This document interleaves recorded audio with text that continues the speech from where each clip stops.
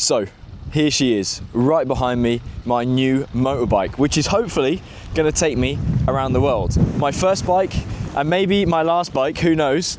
Here she is. Not the Mini in the background. So this is my Royal Enfield Himalayan. Old style, old style. So a lot of people say this is an amazing beginner bike. And I want to, in the course of this video, go through why it was the perfect beginner bike for me, okay? We have to bear in mind a few things. When I was looking for a bike, what was I looking for? Well, most important for me is the fact that I want to go around the world on my motorbike. So at the start of next year, I'll be heading off to Africa, and I'm making some plans to maybe go to the Middle East at the end of this year, all overlanding if possible. So I need something that's capable on-road and off-road. But in the meantime, I need something that can be a daily driver. It's the only thing I have. I don't have a car. I refuse to go on a push bike.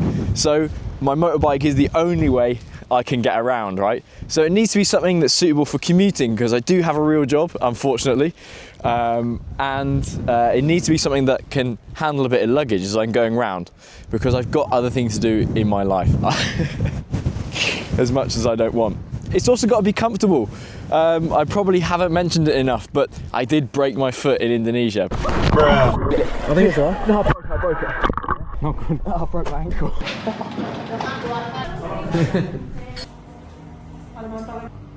Pretty bad. They had to reconstruct my heel.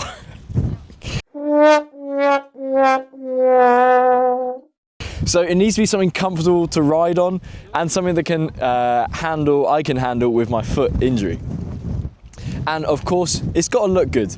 Now, it's actually not my favourite style of bike. I'm going to talk more about some other bikes which I prefer the look of, and what my heart really wanted since I was growing up as a kid. But since a lot of people call me granddad for my kind of old school approach to life and dress sense, then I think this one fits me kind of well. Now, this video is not a review of the Royal Enfield Himalayan 411. There are more than enough of those on the internet, and by more qualified people than me. What this is a video about how I personally came to the decision to get this motorbike, and why other ones weren't right for me. And maybe that will help you. It's going to go through some other motorbikes in the same category, and some that aren't in the same category as these kind of adventure bikes and lightweight adventure bikes for beginners, and why they weren't the right pick for me in the end. And at the very end, I'm going to talk to you about one motorbike which I wish I got instead, but couldn't. I'm going to tell you why. So stick around, and maybe that might be your next bike. Now, if you know me at all, guys, you know I always give you more than you bargain for, so we always have a little side quest. Today's side quest, it's Operation Yew Tree. No, not that kind. So, we're actually going to go down to the Ankerwycke Yew, which is near the beautiful scenic village of Slough, also known as Slough, and it's one of the oldest trees in the UK. We're also going to check out where they signed the Magna Carta. Magna Carta? Hardly know her. And we're going to finish off at a little piece of actual, genuine, real, bona fide US soil. Not like an embassy, not like a US controlled area like a military base, but genuine US soil. So we're going to go there at the end, because the bike that I really wanted, I can't buy in the UK. But God bless America, you can buy it there. So maybe it'll be one I get in the future. First things first, it's the question you're probably all wondering. Grandad, why didn't you buy a sports bike? Which is a good question, and the answer is because I'm not old enough to have my midlife crisis yet. I'm saving it for later. All good things comes to those who wait. But there's a couple of things that put me off it. The main one is like a practicality one. I'm gonna go around the world on my bike, or hope to, and do lots of touring. And a sport bike like that is just not good for off-roading. Obviously, they're built for the track. Now, that's not to say it can't be done. Actually, when I was first looking into bikes for like round the world trip, I saw this this guy on Instagram. He's a Spanish guy. He's called Toe Ninja, and he has gone all around South America and Africa on a Kawasaki Ninja, which is absolutely crazy. So it can be done. Another guy I saw in India went touring all over India. He did 1,200 kilometers on a KTM RC 390. My friend Liam, he even went touring, and I think he actually had a KTM RC 390 as well, and he said he loved it, but apparently it makes your back very sore, and it's also a lot of pressure on the foot pegs. I don't know if I've mentioned it enough, but I have actually broken my foot, and I'm in the UK for the purpose of recovering from it. I don't want to put my foot under unnecessary stress. It's bad enough. I had to pick up a job as a bartender, so I'm on my feet for like 30 to 40 hours a week anyway. So I'm already giving my body a pretty big challenge to recover. So I don't need to have an extra challenge with my foot recovery in my spare time. Now, another type or whole category of bikes I discounted completely that I was pretty tempted with was 125s, 125cc bikes. Now, I think overall, I probably regret not getting a 125. However, because my situation of wanting to get out and get gone as quickly as possible to start touring around the UK, around Europe and around the world, that was what told me that a 125 wasn't the right idea. Again, I didn't want to get a 125 and then be inclined to sell it pretty soon after. It's not that I would outgrow the bike, it's more that just the capabilities of the bike weren't quite there for me.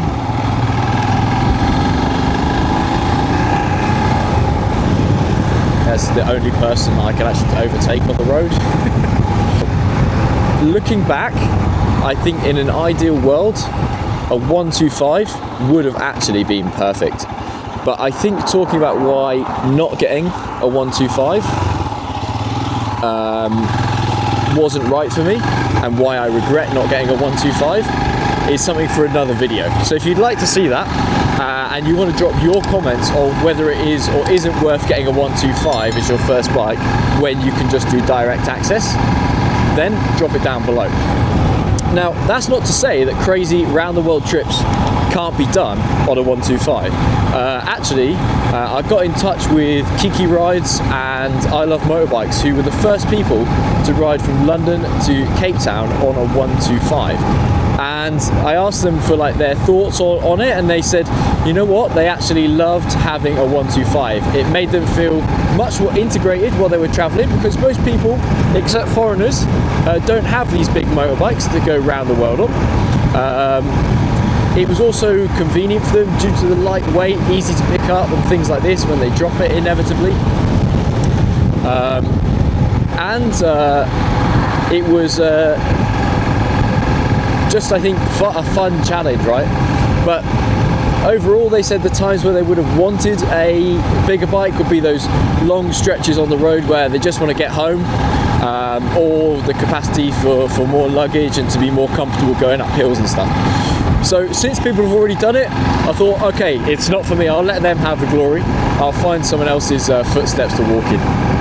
This is another reason why you don't need a big bike in the UK. I wouldn't worry about it. Again, classic, this is actually a 60 miles an hour road, national speed limit, but there's gravel in the middle. You can't see because the hedges are so high. It goes through someone's farm. It's classic. So you don't need a big bike, because these ones, also HGVs, they sometimes try and squeeze up them. So,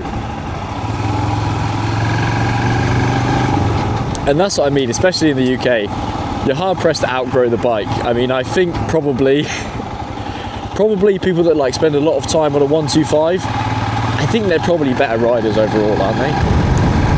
Oh, the UK has some amazing roads and some amazing countryside. I'm so lucky. I mean, what a beautiful place to ride around, especially when there's not much traffic. We've got the beautiful bank holiday, sunshine streaming through the clouds, it's blistering hot, you know, perfect. I'm actually only wearing a t-shirt,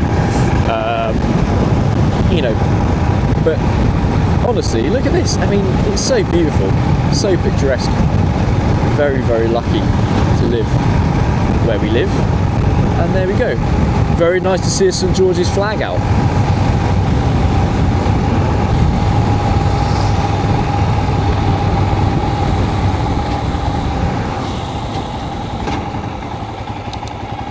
Sometimes it does feel like stepping back in time a little bit when you go around these little villages, because they've got the old worldy signs and all that kind of stuff.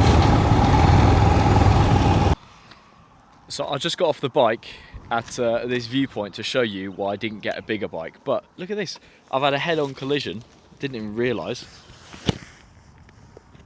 There's a wasp. I've taken a wasp straight to the gonads. I've got balls of steel because I've knocked it unconscious. But just mad is when I was in Indonesia and I was mountain biking down a volcano as like a 4-day thing, and on the second or third day I had a head-on collision with a hornet and it got stuck in my leg in the exact same place. I've got a wasp-shaped mark there. That's wasp eyeballs all over me pieces. This guy's not doing too well.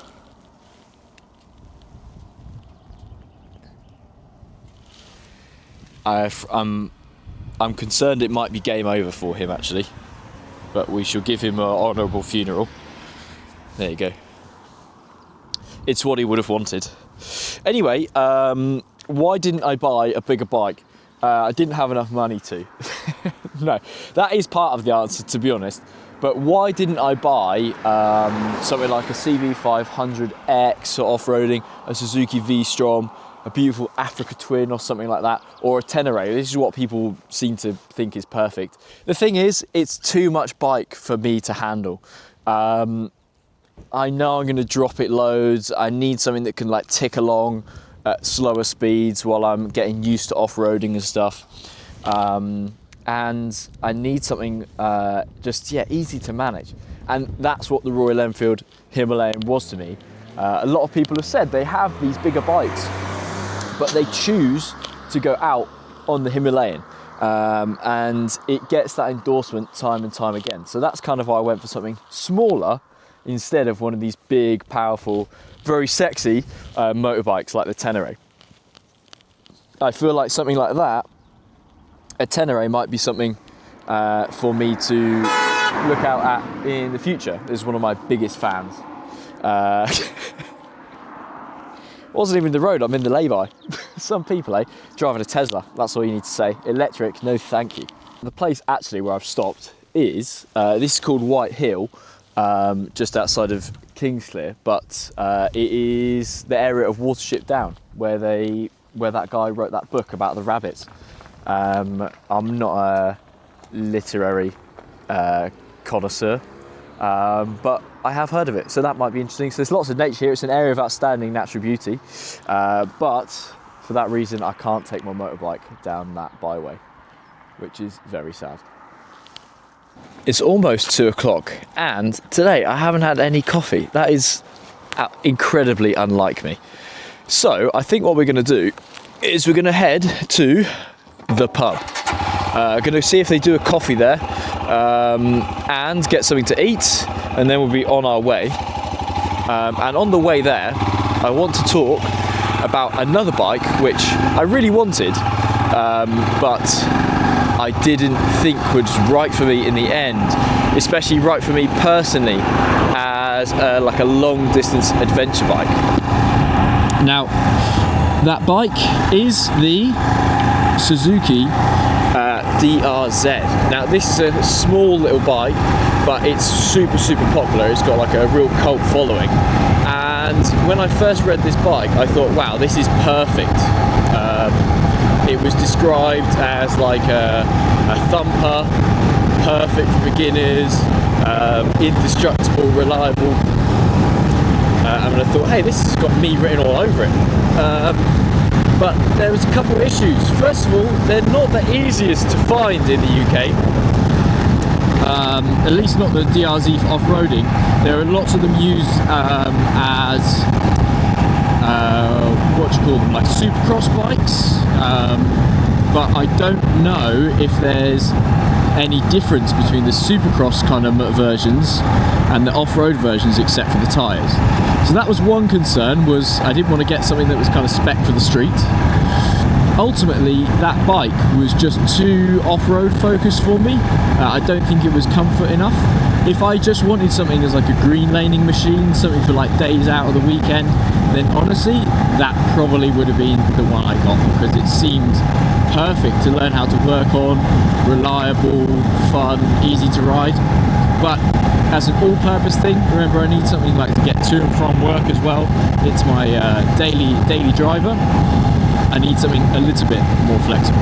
Okay, so me, myself, and my very bad haircut are now in the village of Overton, in a car park in the village of Overton, and this is the pub from the back.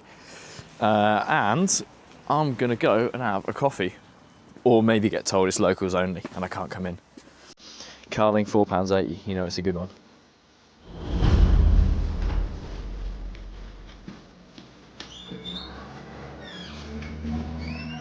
Oh yeah. Do you do food at all? Not on Mondays. Not on Mondays? No. Then I'll go somewhere else. Thanks very much.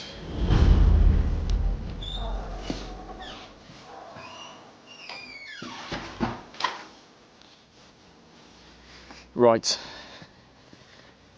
That won't be the lunch stop. They're very nice, but only serving Carling. So I'm caffeinated and my blood sugar is back to baseline. So we're going to go on to the next stop on the road trip. Now, of course, we're going to go to one of the UK's oldest trees, where supposedly Henry VIII, that's the one with the lots of wives, apparently courted one of his wives, Anne Boleyn. She didn't last very long. I'll tell you more about that in a minute if you don't remember from primary school history. But we're going to a house with a bit of a Tudor theme. It's a house called the Vyne. Now, this was a house built in the 1500s by a guy called William Sandys, and he was kind of like a new generation of kind of nobility in the UK, in England. Not in the UK, in England specifically. Because he kind of gained influence from basically being kind of the first glazer, the first brown noser. He was got his political sway from basically sucking up to Henry VIII. That's what I can find. It's not from a noble birth, but from basically buddying up with someone who has got noble birth. In this case, Henry VIII. So he played his cards right. The house was in the family for from the 1500s when it was built up until the point where old Oliver Cromwell sought to bring down the monarchy. At that point, the house was bought by an independent party, a family called the Shoots. They also had some political influence. One of the Shoots, the heir to the guy that bought it, was a close friend of Horace Walpole, and he was a guy that kind of led the Gothic revival in literature and architecture and the arts in the UK. So this place originally had a lot of political sway. Henry VIII visited here before with Anne Boleyn, or supposedly around that time. It's known they were hosted there at least once. Or thought to have been hosted there at least once, and likely more than once. And then after England was turned into a republic temporarily, it became a place of art and culture for kind of politicians who would come there almost as a retreat.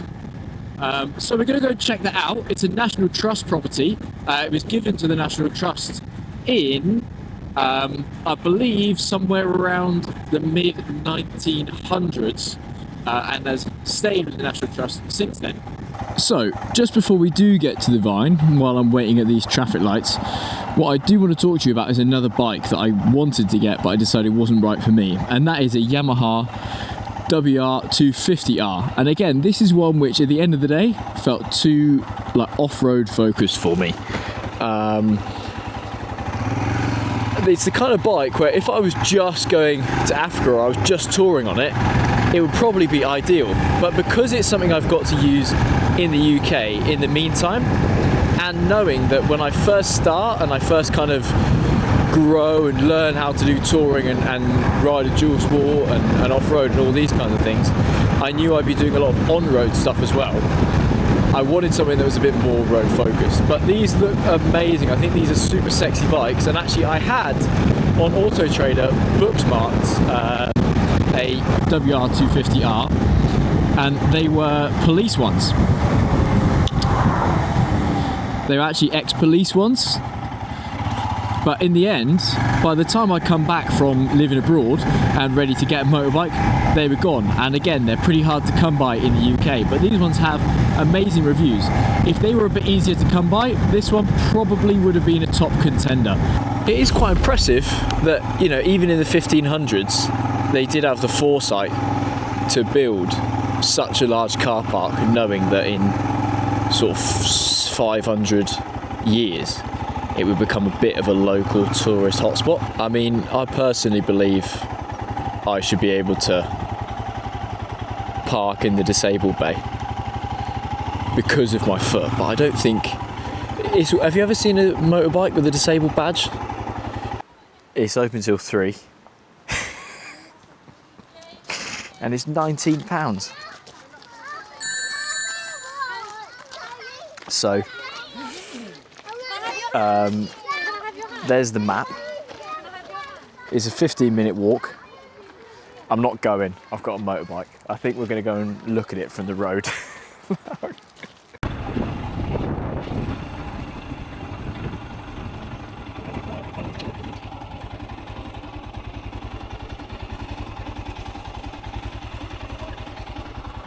So, there it is. That actually is the Vyne.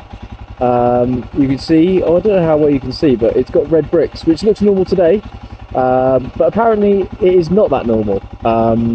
When this was built, that was incredibly expensive to make, and it was basically just a show of wealth. That's probably one of the reasons why William Sandys ended up being such a good friend of Henry VIII. That's just my suggestion anyway.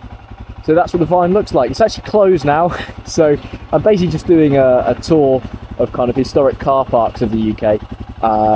Not going in, but that's what it looks like. That would be nice to get the drone up. It'd be good to get the drone up from here, but I don't have one.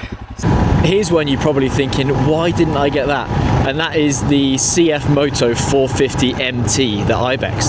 The one that looks like a bit like a Tenere and a bit like a KLR 650. Well, that one also I was super tempted with, but for the same reason that I didn't get a couple other bikes, I didn't go with that one. And that is again because of the size. It is a bit bigger, a bit less manageable for me, especially as a beginner. I'm like really focusing on the fact that I'm going to enjoy the ride a lot more if I'm on something that gives me confidence, instead of going for something which has maybe more capability, but is not right for me personally. And the other thing is, I watched a comparison review between the Himalayan 450, the new style one, and the 450 MT, the CFMOTO. And that was because what put me off is that they said that the 450 MT is much more geared towards an aggressive riding style, which I've got no problem doing, but I'm just concerned that it would be too much too soon. Something's on fire there.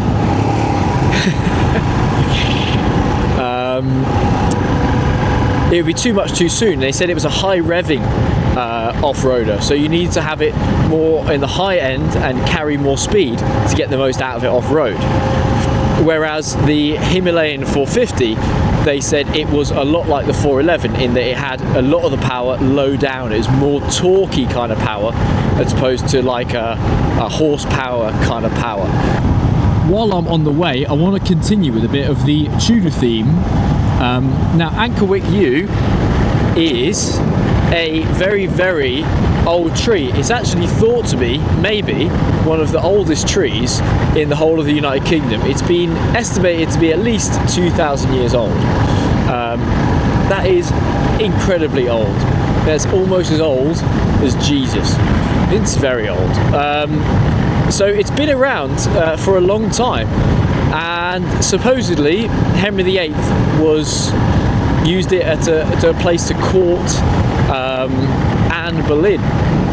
That was his second wife, and they used that area because it was close to some royal grounds. I think he had quite a lot of them back then, but it was away from the public eye, so he could do what he liked in relative privacy. This whole period, Tudor history and just after, is so strange because in the UK we get taught about it from such a young age, where we kind of just sort of think like, can't be that special, because you hear about it all the time in school. You learn about it from so young. Oh, that's a nice view. But actually, it was crazy what happened there. You know, he had 6 wives in about 10 years. What a player. Although most of them didn't have particularly nice fate. You know how the saying goes: divorced, beheaded, died; divorced, beheaded, survived. But you hear so much about it, but you forget how influential that was, you know. Because he wanted a divorce, Henry VIII, we're not Catholic anymore. That's what sort of sparks the Church of England. And then we have the removal of the monarchy in the UK. And we had the English Civil War. It's just crazy really, because you kind of forget about it. The UK is steeped in history, and that is one of the reasons why I'm going around to a lot of these spots. Here's another thing I like about learning more about the history and the geography and the nature around us, is it gives you a new appreciation of where you are. And I think it is important, you know, love where you live. I love to travel, but I don't travel and I don't want to see the world because I don't want to be in the UK. I want to do it because the world's so big and I want to see everywhere. There's so much out there, so many, I don't know if hidden gems is the right word, but there's so much history and culture and everything is out there. You just have to go and find it. What really irritates me is people that slag off the UK. They say there's nothing here or nothing to do, or that it's boring, or that there's nothing interesting. I guarantee you those people have never put the time and effort into actually going exploring the area where they live. They haven't put the effort into finding out about what's around them. Because as soon as you do that, there's so much stuff. I mean, I'm doing it for these videos, and it's given me a new appreciation of how much like culture and how much of world history the area where I come from has influenced. It gives you kind of a new kind of pride of where you are, and I think you should be proud of where you are. I feel like now is a good time to talk about the elephant in the room, or rather the Honda in the room. Why didn't I buy a Honda 300 Rally if I want to go off-road round the world? It's like the bike to be on, right? Itchy Boots went all over Africa on a 300 Rally. Jacob Bloom, friend of a friend, he is traveling the world on his, and he's all been around India and crazy places on his 300 Rally. And you can check out his vlogs on YouTube as well. He's been all over America, I think, as well. Absolutely phenomenal what he's doing, and he's a super nice guy. Gave me like loads of tips for my upcoming round the world journey, and we might even link up at some point and do some traveling together. But why didn't I get that? Well, to be honest, a lot of it came down to my foot injury. When I sat on one, it was quite high seat height. No problem for me. I've got long legs.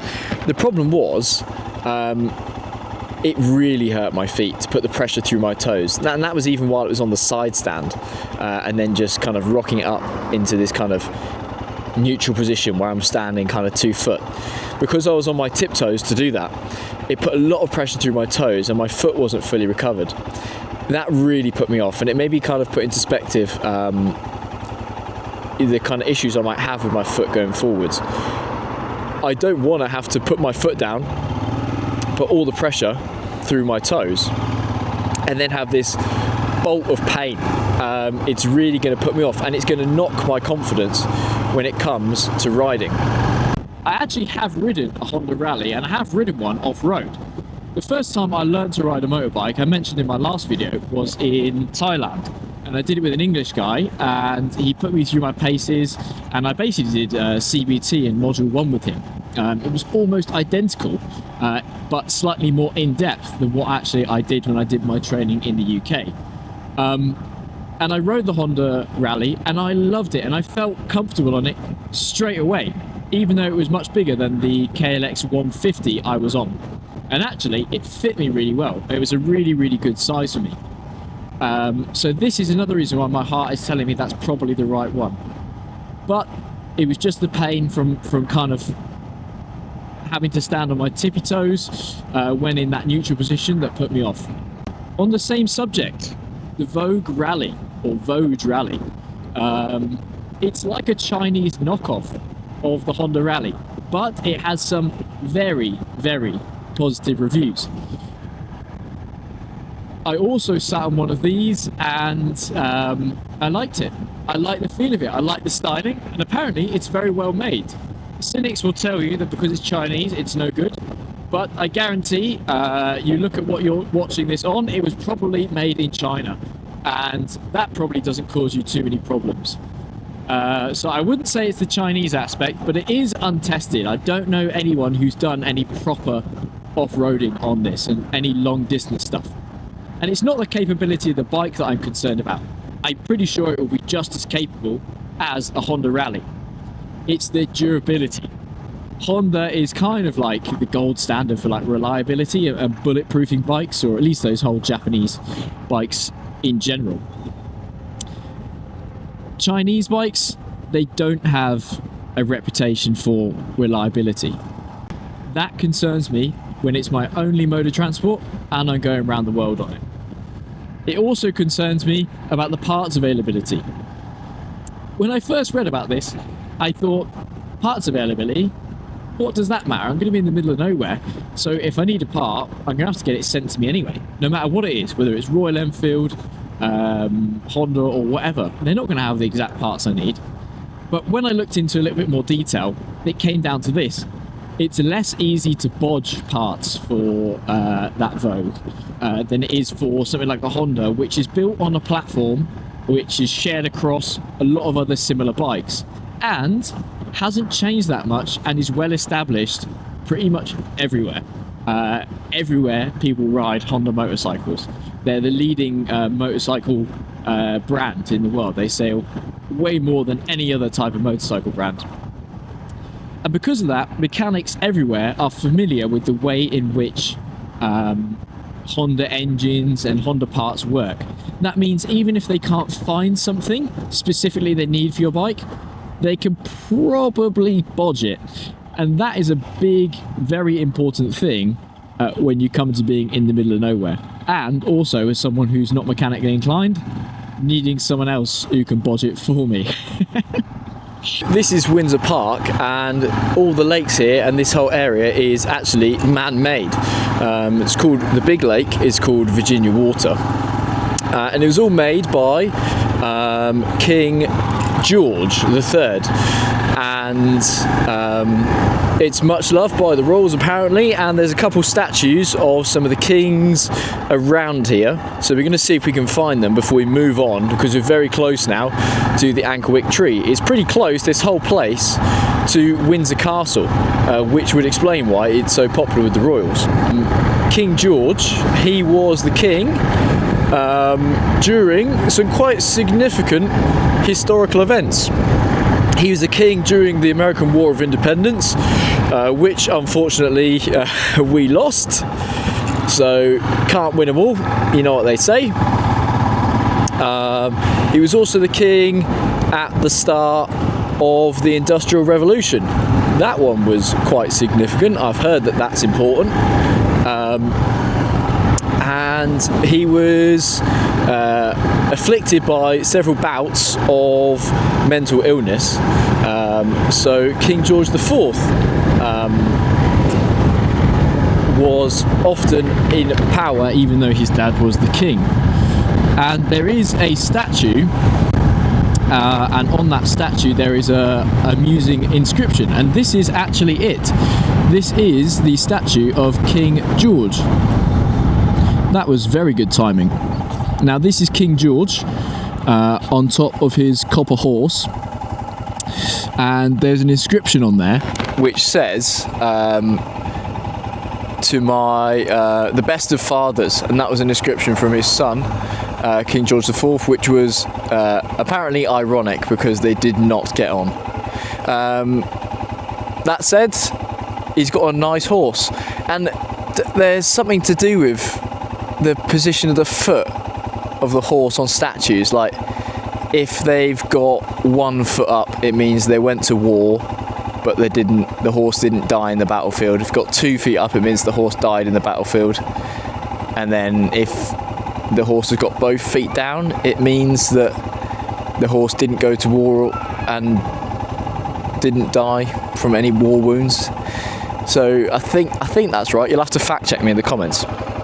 So there we go, that's interesting. Let's go and see if we can find another statue of Princess Queen Victoria's husband, Prince Albert, who is famously named after a piercing on the male genitalia.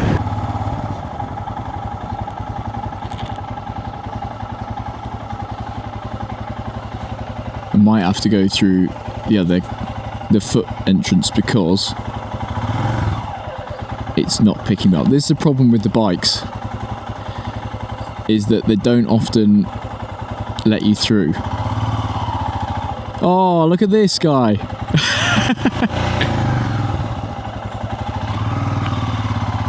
He let me through, use the buzzer.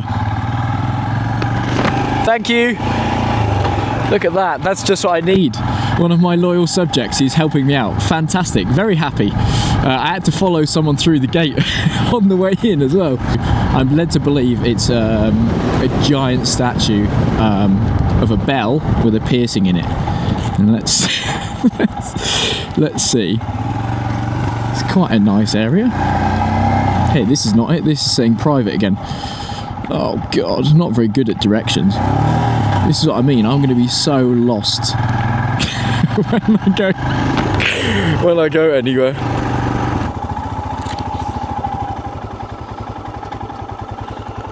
Can't go bloody anywhere here.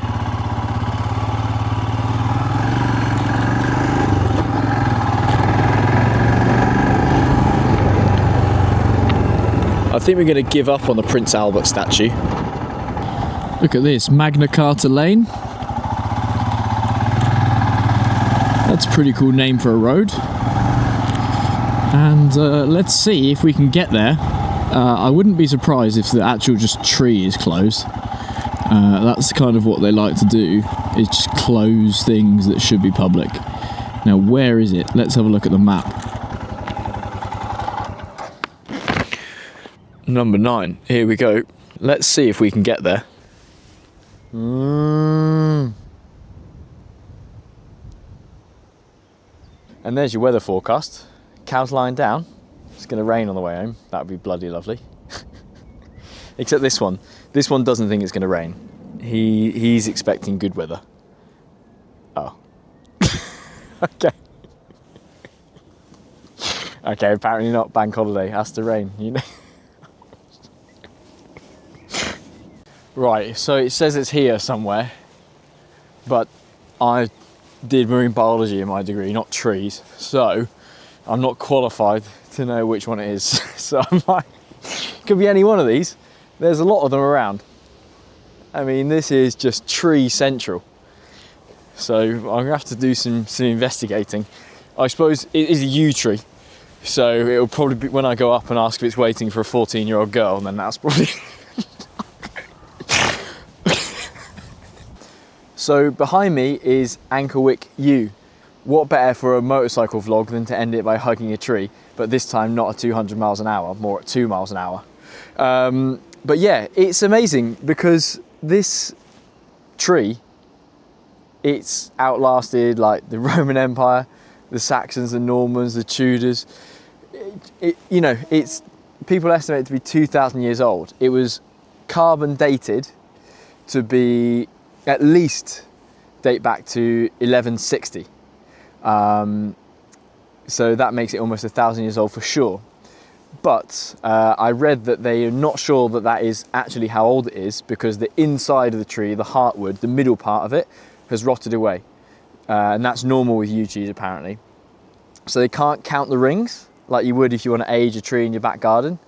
And the sample they took that was carbon dated could have been like a part of a new stem that was growing up inside of a yew tree, which is common apparently as well.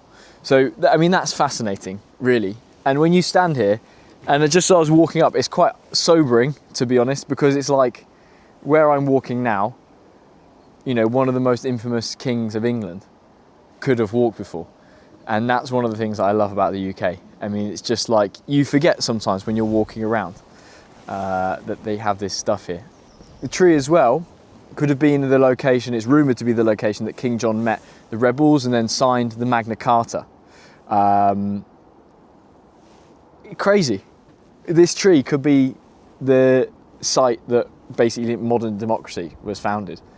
It just blows my mind. And if you had no idea, you didn't look into these things, you wouldn't know as you walk past, just like any other tree. It's crazy, really. Apparently, it's like an ancient English tradition, kind of more like a Celtic tradition, I think, to tie a piece of fabric around one of the branches of a yew tree and make a prayer or a wish. And that's what people have done here. They've got some wood here and people have tied that on here. And they are called clooties, but I don't have any fabric with me, so I can't make one. Anyway, all that I'm praying for is that you like this video and that you want to click like and subscribe and watch the next ones, and that will be more than enough for me. I hope you're enjoying the journey. I'm going to see if I can get around closer to the tree, and there is also like ancient ruins. So I'm going to see, it's an old like chapel or nunnery or something like that. So I'm going to have a look, an old priory, if there's some ruins as well, and see if we can have a poke around there too. There's actually a path that leads right under here. There's no fencing at all actually. And here it is. This is the Ankerwycke Yew. So crazy, really. I mean, it's huge and very, very old.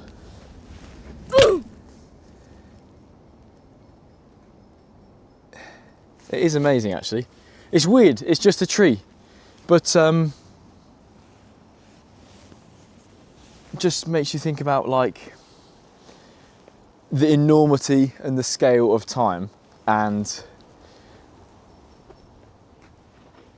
how the scales we experience in a human lifetime are nothing in the grand scheme of things. It's 500 years ago and this tree is still standing strong. You know, 500 years ago, Henry VIII sat underneath this, vaping and blowing smoke rings to impress Anne Boleyn. You know, it's crazy, really. I've got it mounted on a tree branch.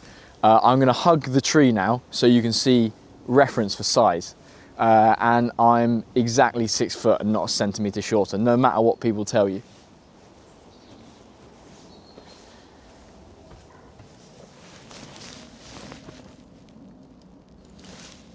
It's a big tree. And actually you can see, this is what we were talking about the heartwood, like the middle core of the tree being gone. You can look right inside. You can even go inside the tree. So you can see this is like a fresh stem. And then this is all sort of rotted away a little bit, but that is incredible, isn't it? Inside a tree. 1215, Magna Carta signed here maybe even. It's crazy. So these are the ruins of the old priory. Now this used to be quite a large complex, sort of a nunnery really. And now this is all that remains. They must have been very short because I don't really fit through. So it turns out nuns are very short, they need to eat more protein. But these are the remains. So now I will be inside the nunnery, and then it would go out all over here, and there would be farmlands and outbuildings, and it was used, they would like row, stitch and make religious robes, write religious texts, and they would also fish in the Thames, and they would farm the fields. And it's amazing. I love going to these ancient places. And this priory dates back to 1160. I don't know if the grass on the roof is original, but that's some great green, eco-friendly architecture, as is, I suppose, the flowers inside. We've left Ankerwycke, the Ankerwycke Yew and the Priory, and now we're heading to our final destination on today's side quest, and that is the official site of the Magna Carta signing on the bank of the Thames. Here it is. I'm just walking up to it now, where they signed the Magna Carta. Now, I've driven past this a few times, but I've never actually been here. They've got a little kind of memorial here.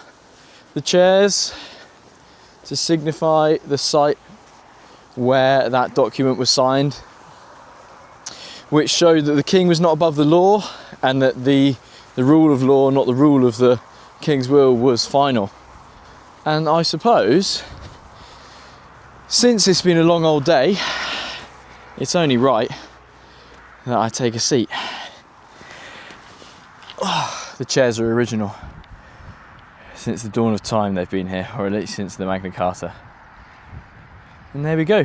Can you imagine sitting in a field, doing something like that, signing that? It's incredible.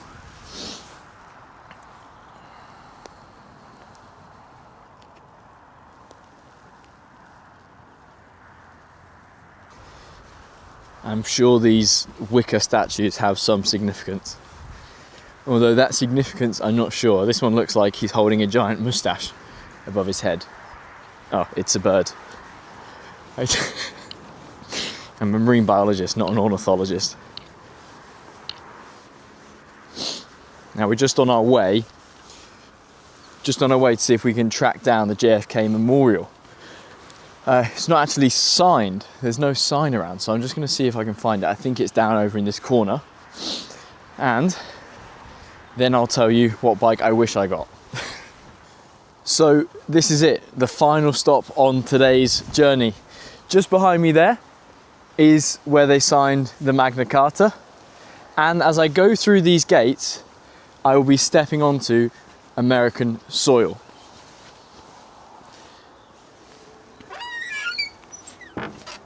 And that's it. I'm in the US. Simple as that. It's not a joke. This is the JFK Memorial. It was built in 1965 following JFK's assassination. And as a special tribute, the Queen has given a permanent, perpetual lease of this land to the US for commemorative purposes. So this is actually US soil, not an embassy, not a military base, real US soil. So what bike did I want that I could get in the US that I can't get in the UK due to the emissions regulations? Well, that is the Suzuki DR650. Let me tell you why I wanted a Suzuki DR650. Well, they've got an amazing reputation and it's a tried and tested platform. People have bought these and been around the world on them already. And the formula hasn't changed in ages. So a lot of people know how to work on them and a lot of parts are available. Plus, this one can do it all. I think it's a bit more off-road focused, but because of the size of the bike, it can handle on-road sections with no problem at all. And apparently it's very comfortable for long distance. It can take a lot of luggage because it's got the bigger engine, and it's got a good range because of the fuel tank. My only concerns with this would be that it might be a bit too big for me for the very start, and it might be a bit too much power. But I'm out of breath going up there. and I still haven't found it. Where the bloody hell is it? As it's such a iconic bike and tried and tested, that's what I really wanted, but the emissions regulations meant I couldn't buy it in the UK. So I've gone for the Himalayan. But if I ever make it to the States, I'd love to do it all across the States and South America as well.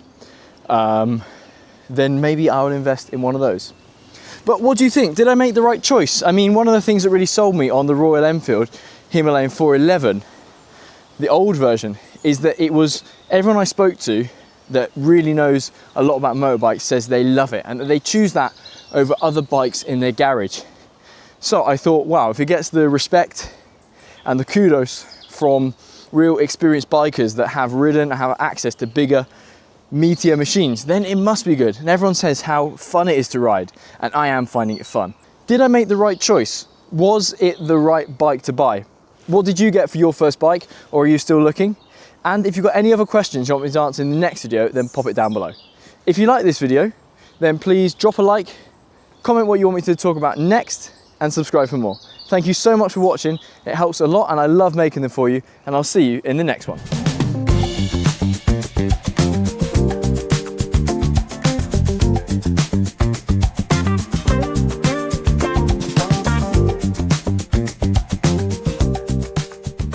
Whoa, my hair is so bad. Oh my God. That is shocking.